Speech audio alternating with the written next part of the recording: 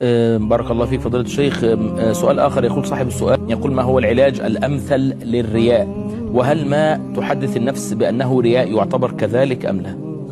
فحص ذلك يمكن أن يعمل تست لنفسه في الرياء وهي في الخلوات، إذا خلا بربه هل سيقيم يقيم هذه العبادة على أحسن وجه أو لا؟ فإن كان لا فرق عنده بين الخلوة والجلوة هذا غير مراعي.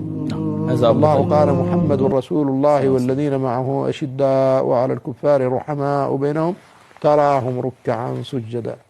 أنت تراهم لكنهم لا يراؤونك، معناه أنهم سواء عندهم رأيتهم أو لم ترهم.